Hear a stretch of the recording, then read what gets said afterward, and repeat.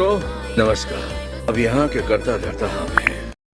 कहानी की शुरुआत में एक औरत कुछ बच्चों को गांव को पुरानी कहानी सुनाती है, वो भी 600 साल पुरानी। वहाँ के राजा, वहाँ के हीरो और वहाँ के कुछ रहस्यमय नगीने के बारे में बताती है। ये मूवी चैप्टर वाइज बनाई गई है। इसका पहला चैप्टर है टेल्स ऑफ ठग। गांव में एक मिलर नाम के आदमी का पोस्टर लेकर गांव के लोगों से पूछताछ करते हैं, हर घर, जंगल और सभी जगह। फिर हमें हमारा हीरो की एंट्री होती है। वो भी अपने गैंग के साथ अंग्रेज़ों पर हमला बोल देता है और सभी को मार देता है। फिर हमें मिलर का गैंग का आदमी मिलर की बैक स्टोरी सुनाता है। वहाँ गांव के मंदिर में पूजा होती है। वहाँ मिलर और उसका भाई राजकुमारी को देखना चाहते हैं, पर उनके साथ राजकुमारी के साथ जो आदमी थे वो उनको बाहर निकालना चाहते। फिर वहाँ उन दोनों को राजकुमारी की दोस्त उसे बचा लेती है। उसका नाम वेलमती है और वो राजा की भांजी है। फिर मिलर उसे चाहने लगता है। राजा के लोग गांव के लोगों को मारते हैं क्योंकि वो मंदिर में गए थे।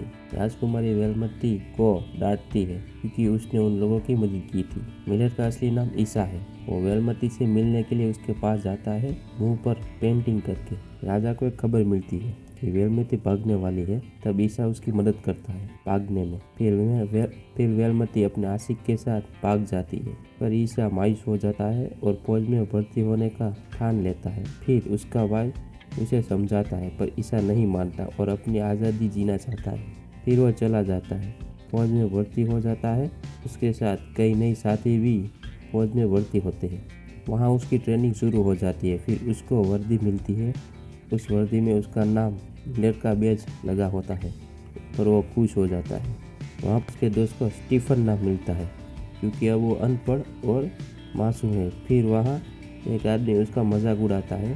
फिर ईसा गुस्सा होता है और उसका दोस्त उसे संभाल लेता है। मिलर का आदमी अपनी कहानी कंटिन्यू रखता है। फिर एक दिन सभी को मिशन पर ले जाते हैं। फिर वहाँ एक हलचल होती है, तो वो सब लोग गन लेकर वहाँ जाते हैं। तब वहाँ पर इनकलाब जिंदाबाद के नारे लगने दिखते हैं। वहाँ पर बहुत सारे लोग अंग्रेज़ों को भारत छोड़ने की मुहिम पर होते हैं। फिर उनका अफसर उन पर गोली मारने को कहता है, तो वो सारे लोग धड़ाधड़ गोली मारते हैं। सारे के सारे स्वतंत्र सेनानी मारे जाते हैं। ईसा उसका दोस्त ये देखकर रोने लगता है। उसका दोस्त रफ़ी और स्टीफन भी रोते हैं।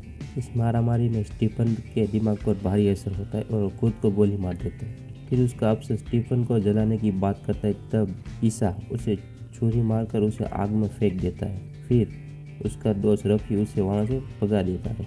जब ईसा अपने गाँव वापस जाता है तब पर वो उसे कहते कि तुम्हारा भाई उन्हीं 300 लोगों के साथ मारा गया है। ईसा बिल्कुल टूट जाता है और वहाँ से चला जाता है।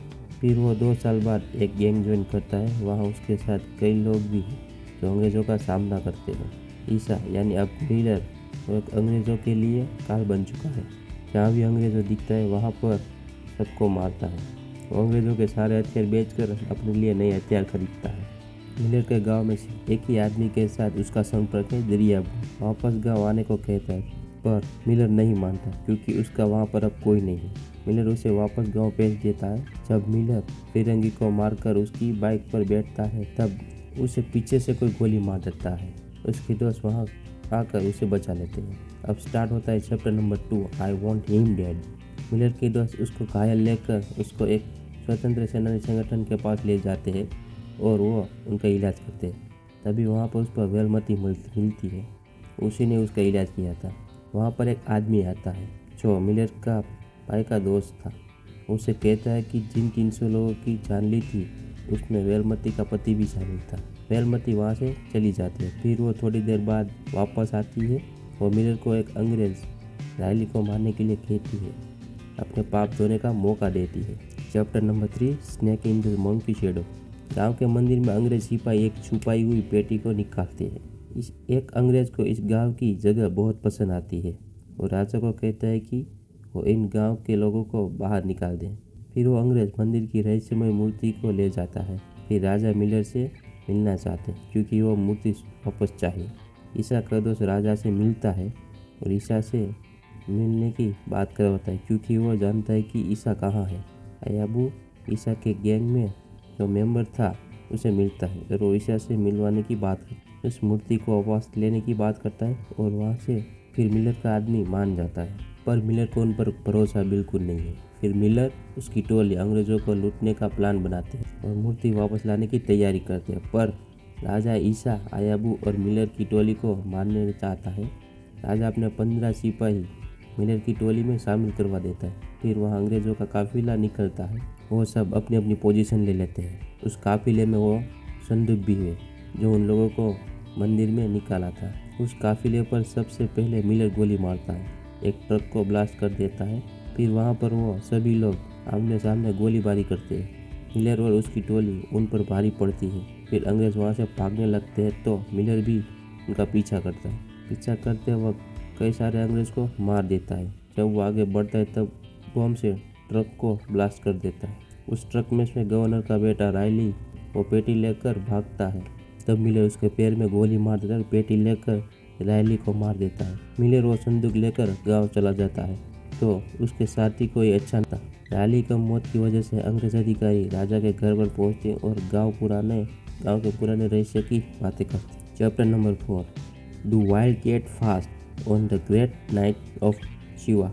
अंग्रेज अधिकारी गांव के लोगों को मारते और उनके घर चला देते। वहाँ दूसरी ओर मिलर की गैंग पर भी हमला होता है। जनरल गांव के लोगों को हर आधे घंटे में एक को मारते हैं क्योंकि वो जानना चाहते कि मिलर कहाँ है। वहाँ मिलर की गैंग में कुछ लोग घायल हो चुके हैं। उनमें से एक अंग्रेजों के सामने सरेंडर कर देता है और मिलर का पता बता देता है। मिलर उस संदूक को खोलकर देखता है और अपनी बैक स्टोरी में चला जाता है। अपनी माँ की यादें और बातें करता है। वहाँ गांव में कुछ अंग्रेज सिपाही आते हैं ईसा के भाई को पकड़ने के लिए। उस दौरान ईसा की माँ गिर जाती है, उसका सर पत्थर से टकरा जाता है। वो अपने बेटे सिंगला को याद करते करते मर जाते हैं।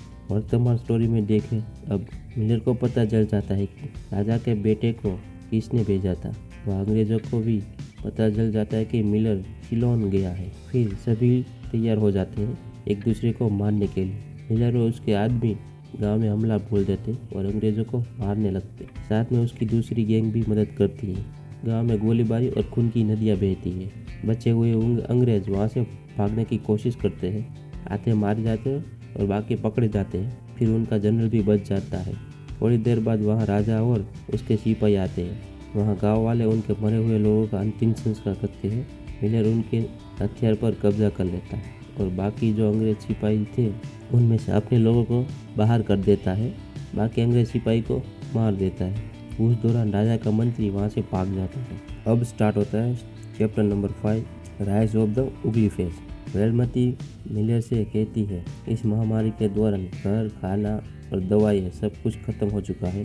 फिर मिलर मंदिर के सामने देखता है तो वेलमती उसे सुझाव देती है वो गांव के लोगों और क्रांतिकारी को अंदर ले जा सकती है।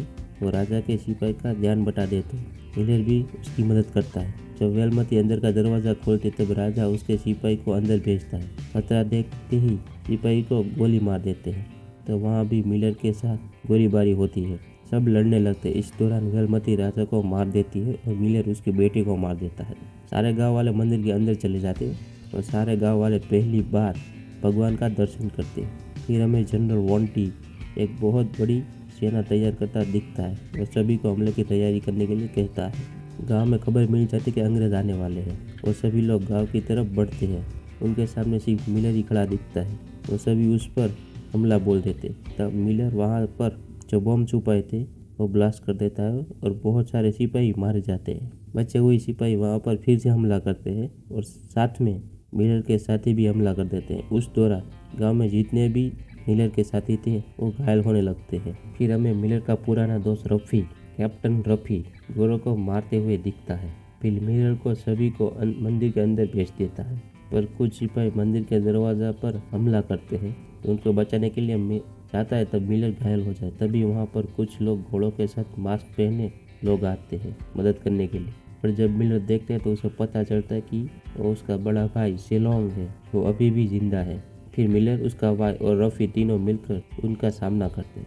जनरल मिलर को पीछे से मारने की कोशिश करता है तो मिलर का आदमी उसे बम से उड़ा देता है। वो फिर भी बच जाता है तो मिलर उसे गोलियों से छलनी कर देता है। वो सभी लोग ये जंग जीत जाते हैं और मंदिर में कोहरनाथ देवता की रहस्यमय मूर्ति स्थापित कर देते हैं।